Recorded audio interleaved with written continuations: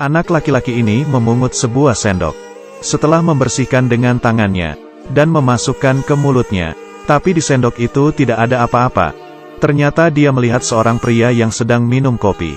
Pria ini juga melihatnya, lalu menggunakan sendok mengaduk kopinya. Anak kecil ini pun mengikuti gerakannya. Anak laki-laki berpakaian kotor ini sebenarnya mengalami masalah apa? Saroo terlahir di keluarga miskin. Ayahnya sudah lama meninggal. Mamanya sendirian menghidupi 3 anak. Ayahnya sangat mengerti banyak hal. Bersama mamanya bertanggung jawab menghidupi keluarga. Hari ini, Saroo dan kakaknya menaiki kereta api. Sang kakak panjat ke garasi kereta. Di atas memungut batu bara. Dan memasukkan kantong yang dibawa Saroo. Ternyata mereka mencuri batu bara. Lalu mereka membawa hasil curian ke pasar dan menukarnya dengan susu.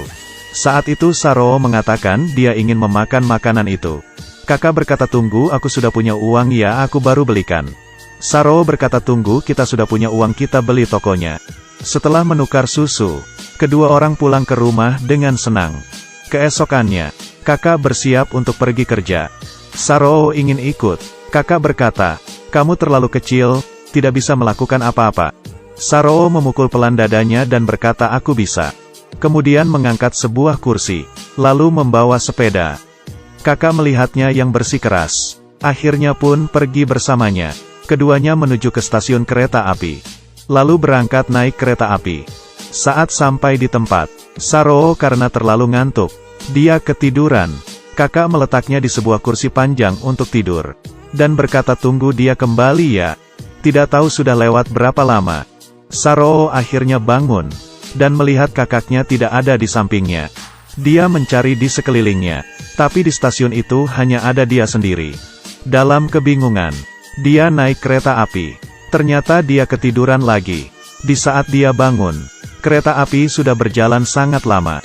Dia ketakutan, mendorong pintu dengan sepenuh tenaga. Tapi dalam kereta kosong, pintu sudah dikunci. Dia berteriak sekeras-kerasnya. Tapi suara kereta api lebih besar. Sehingga suaranya tidak terdengar. Saroo menemukan di dalam kereta ada biji apel. Itu adalah makanan dia satu-satunya. Tidak tahu sudah berlalu berapa lama. Kereta api sampai di kota yang asing. Dan berhenti. Apakah kamu pernah mengalami hal yang sama? Naik kereta api yang salah.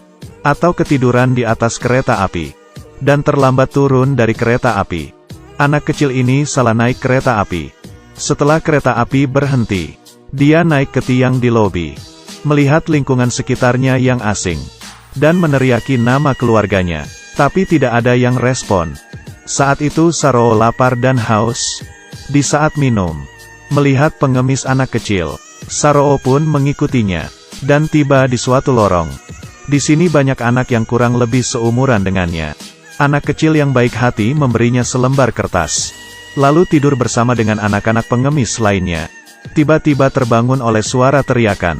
Sekelompok preman sedang menangkap beberapa anak kecil ini. Saroo sama sekali tidak melihat ke belakang. Dia terus berlari dari sana. Saat itu muncul sebuah bus. Untungnya Saroo dapat menghindar dengan cepat. Dan berhasil kabur. Hari sudah terang.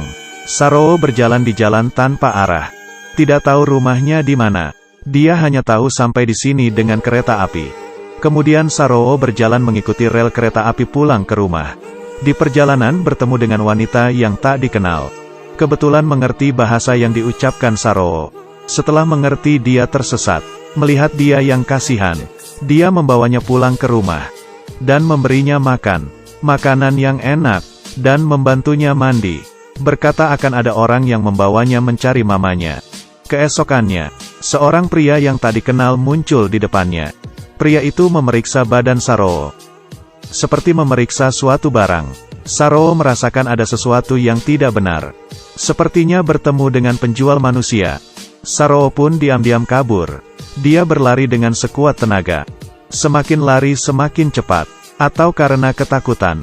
Atau karena kangen dengan mama. Melewati kaburan kali ini, dia sudah sendirian selama 2 bulan. Menjadi seorang pengemis, tiap hari memungut sampah untuk hidup. Hari ini, Saroo menemukan sebuah sendok di tanah, lalu membawanya ke bawah jembatan. Saroo duduk di lantai, dan mengeluarkan sendok dari kantong. Tatapannya melihat ke depan, melihat seorang pria di seberang yang sedang minum kopi. Pria itu menggunakan sendok dan meminum kopinya.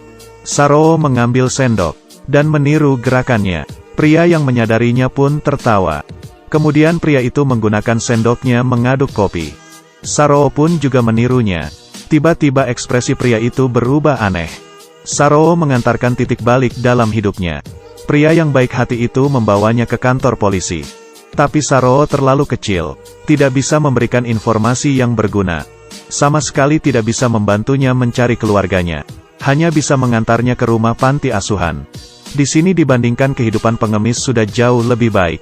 Tapi dia kehilangan kebebasan. Suatu hari, pemilik panti asuhan menemui Saroo. Mengatakan setelah informasinya disebarkan, tidak menerima kabar apapun, dan memperkenalkan Saroo orang yang akan mengadopsinya. Ini adalah pasangan suami istri dari Australia. Meski Saroo tidak mengerti apa itu artinya adopsi, tapi dia sangat cepat beradaptasi di keluarga kecil ini. Saroo juga mulai mengerti banyak hal. Melihat ibu angkatnya yang sedih, dia bisa pergi membantunya mengelap air mata, memberikannya pelukan yang hangat. 20 tahun kemudian, Saroo sudah tumbuh besar, dan masuk kuliah. Di pertemuan teman pertamanya, tanpa sengaja dia menemui manisan telinga. Dia langsung teringat dengan kenangannya dulu. Dia memberitahu temannya, dia bukan anak tunggal. Dia hilang. Temannya mengatakan dia bisa mencari peta di internet. Setelah itu, di otak Saroo muncul kenangan-kenangannya saat kecil. Melewati beberapa pencarian, dia menemui suatu tempat yang mirip dengan di pikirannya. Setelah memperbesar peta, dia melihat stasiun tempat dia hilang. Ingatan masa kecilnya membawanya, perlahan-lahan mencari rumahnya, hingga menemui posisi rumahnya. Dia memberitahukan situasinya kepada orang tua angkat.